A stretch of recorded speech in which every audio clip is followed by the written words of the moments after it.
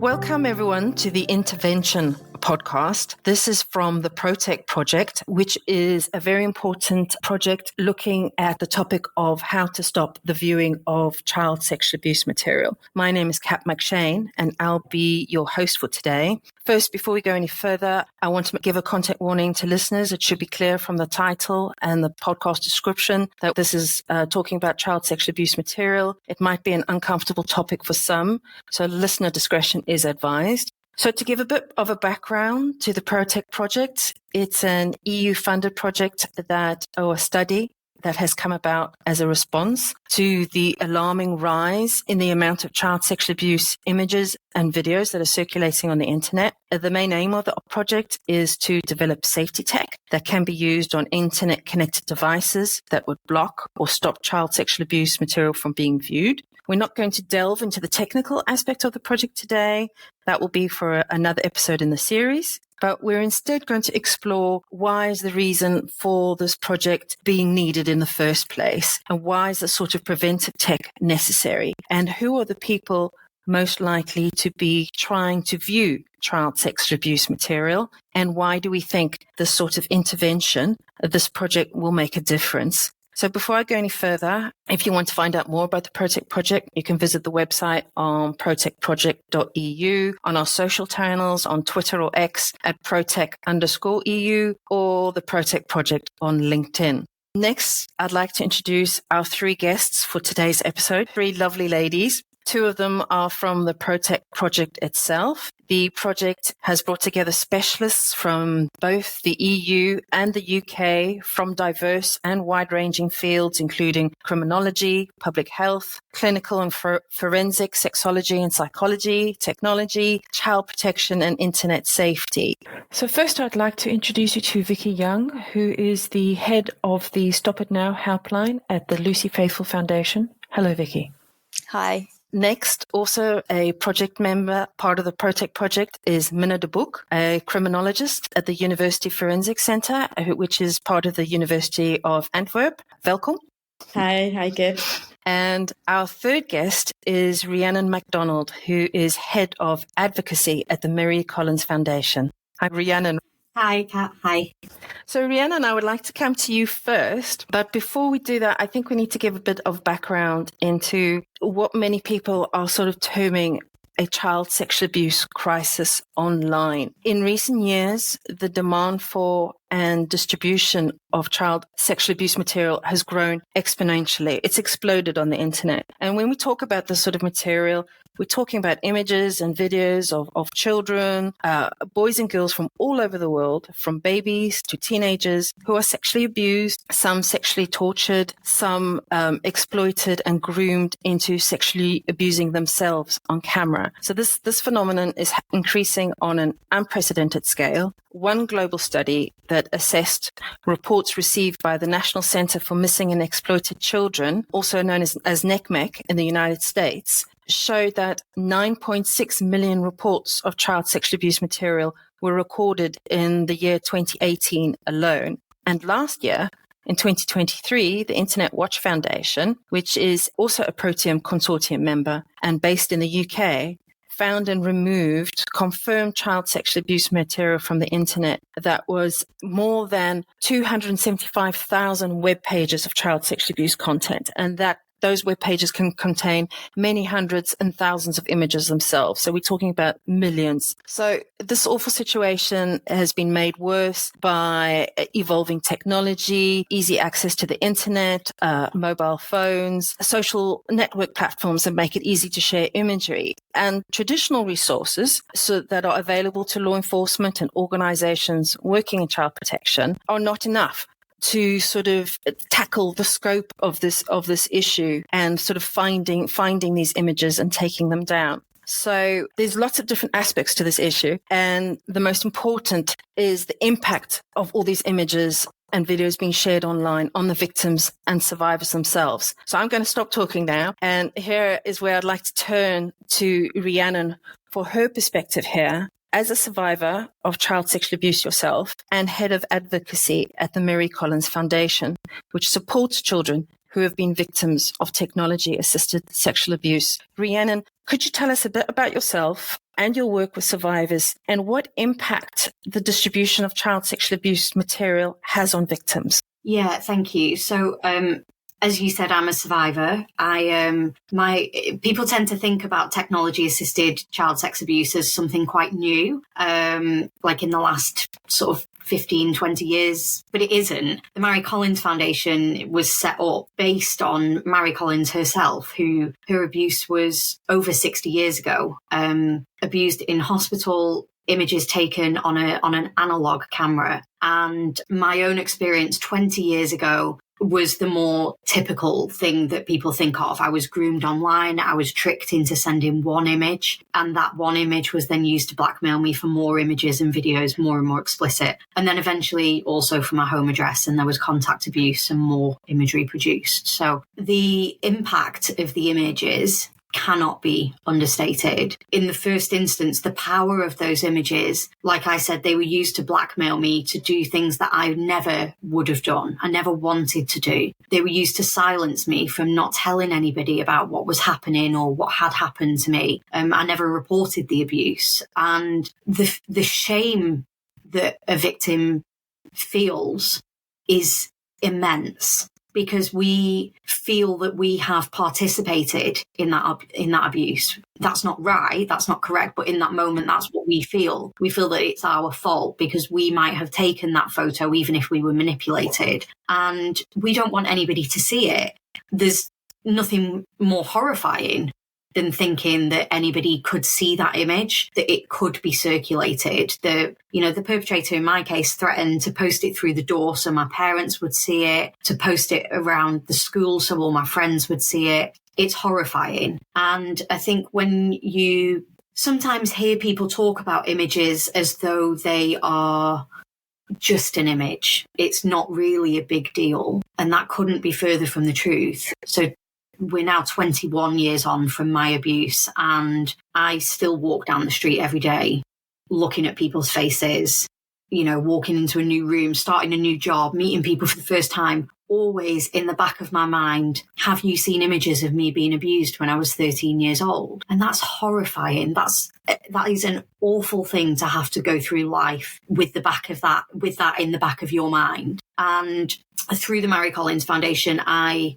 coordinate a lived experience group of other victims and survivors, all adults now. And, it's the same themes. It's the same impacts that we hear all the time, that we're all living with this lifelong consequence of what the perpetrator has done to us by capturing that abuse on an image or a video. And we then don't know if that's being circulated. We never know who's seen it, who might see it in the future. We have no control over it. It's a very difficult thing to live with. I've heard the term re-victimization, or sort of that it's repeated victimization. So you've been through this awful ordeal once. You might have come out of it. You're a survivor. You're trying to move away from it. But the knowledge that imagery of you is being shared online, being looked at by the people, it means you can't escape this experience, this ordeal.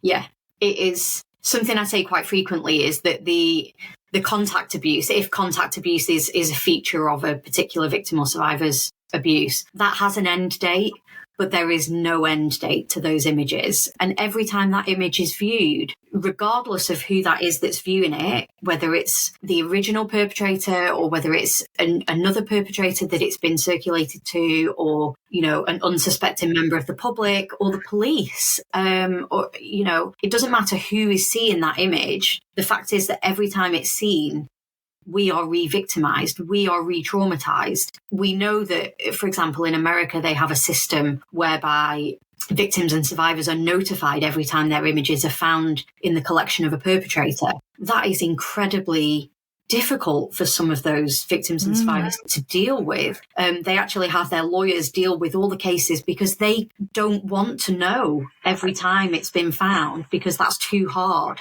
And I can fully understand why that would be the case. It's a very difficult thing to deal with. But yeah, the knowledge that there is so little control and that those images could realistically circulate for the rest of my life is horrifying.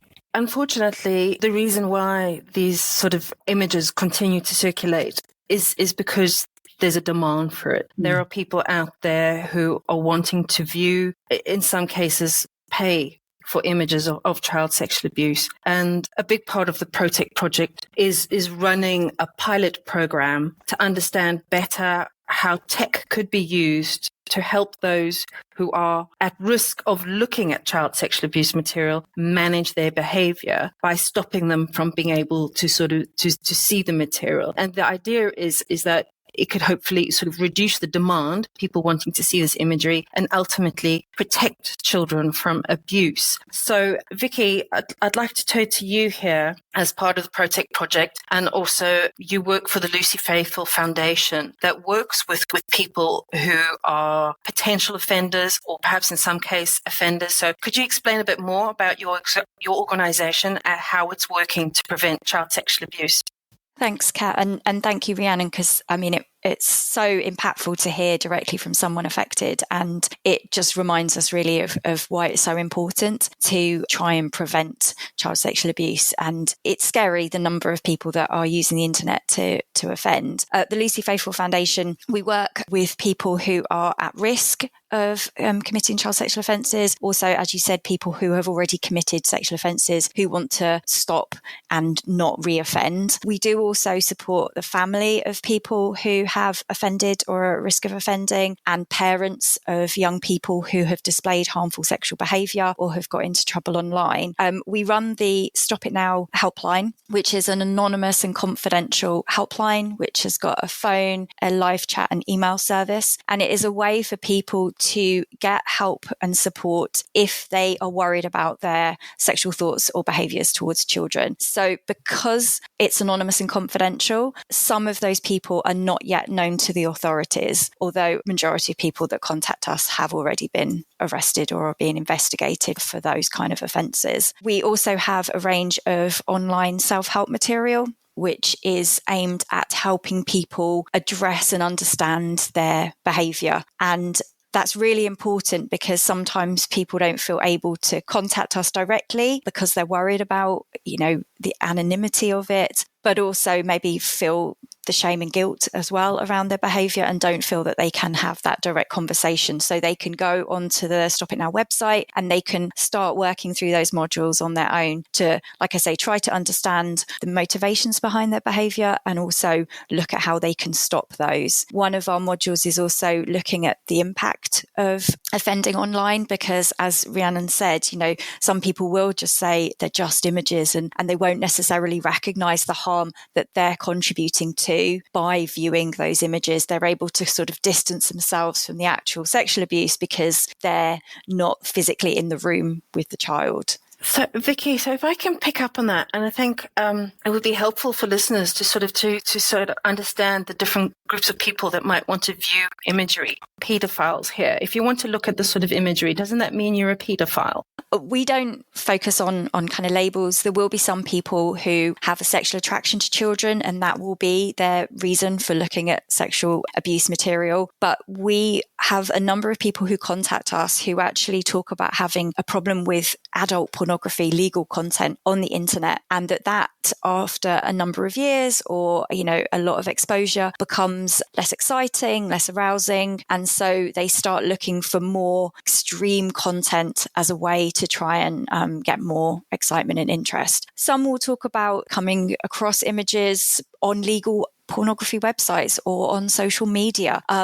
They're not necessarily trying really hard initially to find that content. Unfortunately, it is accessible. And then the problem is that they see that content, they often sexually aroused when they do so, and that exposure and then the arousal kind of contributes towards them becoming more engaged with that material and actually searching out the sexual abuse material kind of specifically. So one of the things that we're really keen to do is work with people who are not yet crossing that line. So people who are maybe using a lot of adult pornography or have maybe seen an image that they think might be an under 18 and try to help them at that point to stop them ever progressing into accessing indecent images of children. Thank you.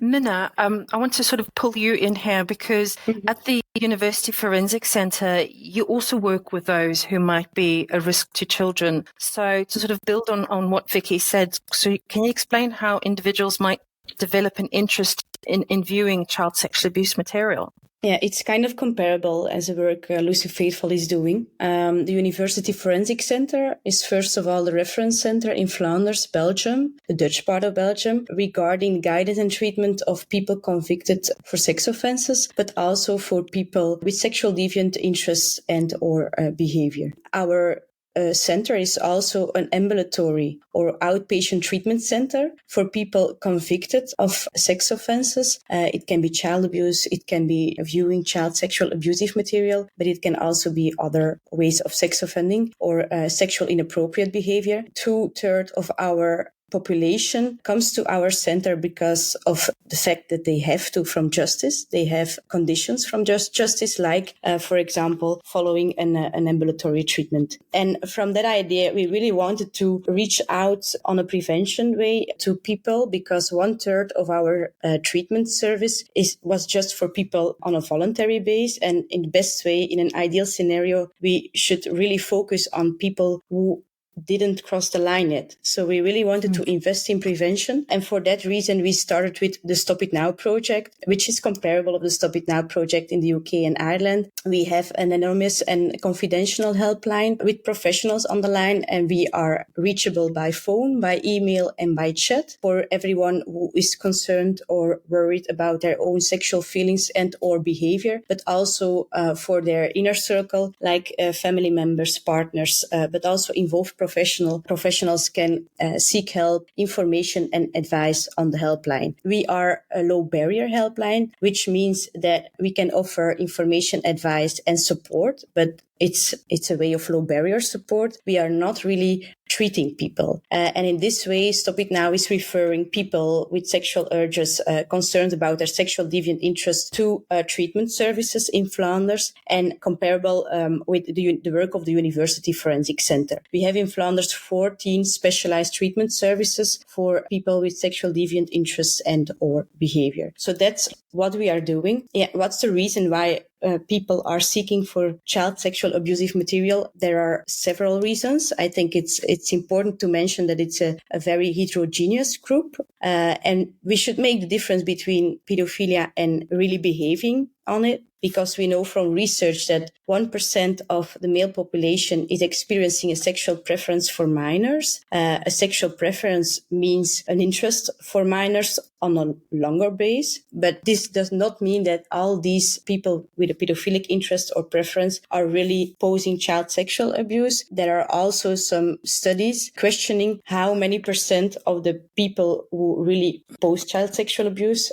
who really offended, have a pedophilic preference. And these numbers tell us that 50 to 60%. And there's even one study from the Netherlands stating that 60 to 80% of the people convicted for child sexual abuse is not having a pedophilic preference. So this means that when we take a look to the heterogeneous group, we see that there's one group specifically seeking for child sexual abusive material from their sexual deviant preference. They exist, but there's also a group, and Vicky spoke about it already. They are actually more slowly crossing lines of appropriate behavior, and we see in practice that actually many of them are passing equally into what is punishable, and it's because of negative ways of coping. We see often problems with sex addiction, porn addiction, too many times.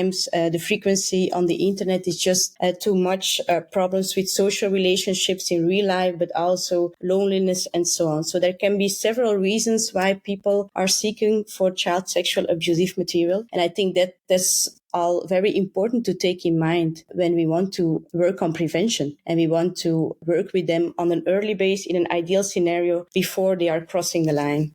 So is it likely then, I mean, I don't know if you're able to say this, that if people are viewing child sexual abuse material, that it might lead them to what's termed as sort of contact abuse, which is sort of approaching and attempting to harm a child in real life? Yeah, that's an important question. Research suggests that actually, in terms of crossing over to hands-on abuse, actually the research suggests low numbers. Of course, every crossing over is too much, but there are actually from research low numbers. Research about relapse recidivism is based on accusations and new convictions. So that's what we know about people who are convicted for child sexual abusive material who are really crossing the lines. Research or studies suggest numbers from 2% until 6%. So these are actually quite low numbers, but that's in contrary to what law enforcement is experiencing. But probably they see a different group than our ambulatory treatment services or prevention projects like Stop It Now, because when people are seeking help or reaching out to a helpline like Stop It Now, they are already willing or motivated in a way to change their behavior. So, I mean, it all seems to be sort of pointing towards how important prevention is, and prevention is sort of to stop people from being able to view the material, which would hopefully stop the abuse happening. And then prevention is therefore sort of a key part of the Protech project, as it is with a number of studies that the EU is currently funding. I can name the 2PS project, which is the Prevent and Protect project, which I know Lucy Faithfull and yourselves, Minne, at UZA are sort of also involved with. And the reason there's sort of emphasis on this sort of research in this area, working with potential offenders, is that it's recognized that if we want to effectively protect children, we need to focus on preventing the sort of the abuse from happening in the first place. So we're not trying to deal with it. It's equally important detecting the material, finding the people, investigating, and arrests in some case. But it's very important that prevention is part of a big package of how we sort of approach this issue, and a holistic package of sort of different tools and methods to try and stop child sexual abuse from happening. So for Protech, the idea is that people who are at risk at looking at this sort of material will have tech on their devices that will stop them looking at this material. It will stop this material from even appearing on their sort of their device screens. So Minne, could you explain how an intervention program like Protech could just stop people from viewing this material? How could it stop the chance of them offending? How will it help us manage their behavior? I'm thinking a lot. I try to explain. I think, we spoke already about the big dark number of child sexual abuse in general, and probably the dark number of child sexual abusive material is even bigger. And that's because of the fact that the internet, we have the AAA on the internet, which is the A stands for anonymous. It's anonymous, but it's also the affordable and easy accessible. And this means that there are more and more triggers online. And of course, it's not a new problem, but people are triggered online by many sexual urges, and it's just easier to get access to it, and it's easy accessible. And I think the tool can intervene in these kind of triggers, but also what I think that's very important for Protech, for the tool, is that it can be used in therapy. So it can be used to speak about sexuality, their sexual behavior, their behavior online. Because when we are working with people convicted for child sexual abusive material, but also for people who are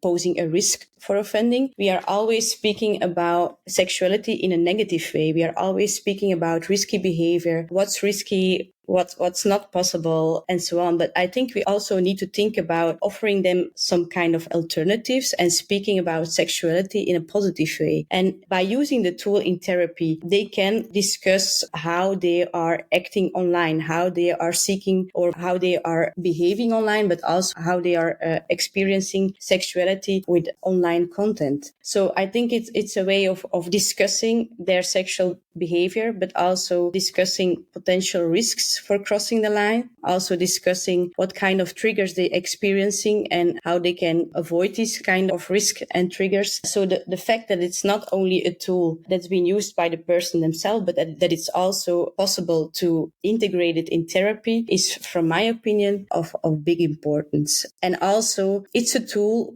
People need to be motivated and encouraged to use the tool. And that's also what we are experiencing in practice. Our participants are really motivated to use the tools. And that's also important to mention because it's a technical tool. And when people don't want to use it or are not motivated, there are always ways of getting around it. So people are motivated, people really want to use it, people really want to work on their behavior, and people really want to change their risky or their inappropriate behavior.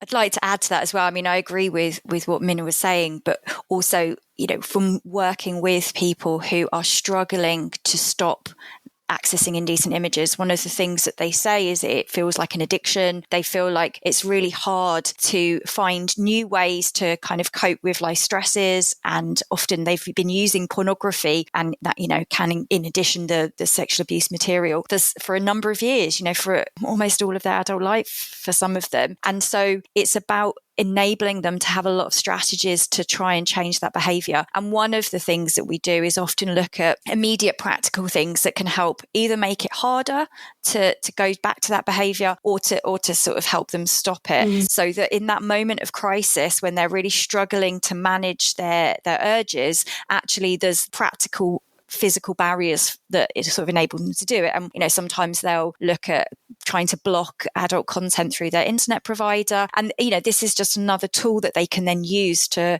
try and stop it, whilst in addition working on long-term behavioural change. And that's where then engaging with like the Stop It Now helpline, the online self-help materials is also important. And for me, it feels like it's a really important part of the journey, but people do need to be motivated. They do need to want to make those big changes, but it can certainly help, particularly in those early stages where it feels like they've got less control. And, a lot of people tell us that they have tried to stop the behaviour in the past, and actually they've really struggled to do that on their own, and they need help to do that. And one of the things is, those practical steps, and the other is then engaging with the support services as well. I totally agree with Vicky. And what I think that's also important to add is that the responsibility of changing the behavior still lies with the offender. When the responsibility of changing the behavior is given to an app or a tool, then it's just a matter of time when people relapse in inappropriate or risky behavior. So the motivation and the fact that they are encouraged is already a very important step in prevention of new inappropriate behavior, relapse, or inappropriate behavior in the first place. Thanks both. We're hearing here how important the role is working with potential offenders. Rhiannon, could you sort of give your perspective on how the project is aiming to work with those at risk of viewing child sexual abuse images and videos?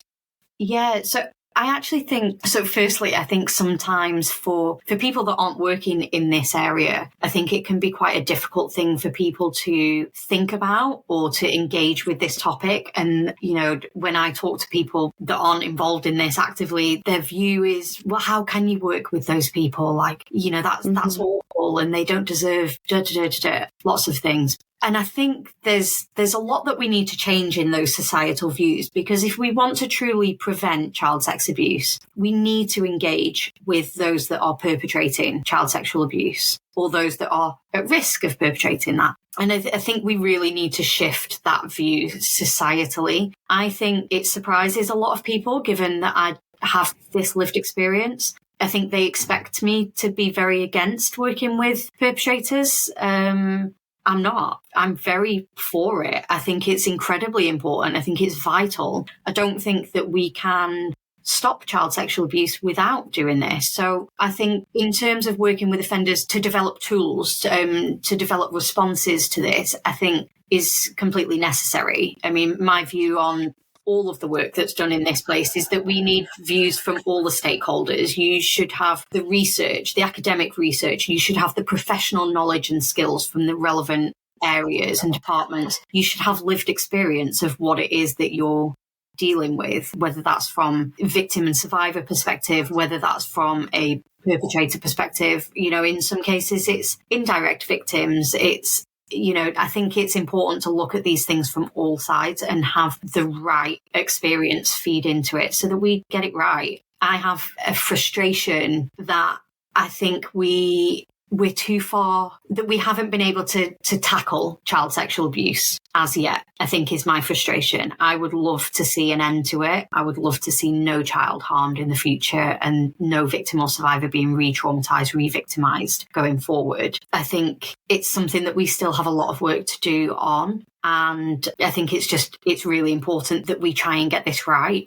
first time round, because we don't have the time to lose. There are children at stake. Yeah, I agree. This is really a strong message, and especially to hear that from you, Rhiannon. I think in terms of tackling child sexual abusive material, we can focus on removing these materials online, which is also very, very important, of course. But we said it before, when there's demand, there will always be a supply. So we really need to work with people who are willing to change their behavior on a voluntary basis. And we should give them possibilities to do that and the tools to do that. So we're identifying here how important it is to tackle this issue from all different aspects. And part of the Protech project, by sort of doing this sort of intervention program, we're raising awareness of this type of prevention and of working with people who have these urges. Vicky, do you think hearing about this will encourage people who wouldn't otherwise sort of to come forward to sort of seek help for their urges towards children?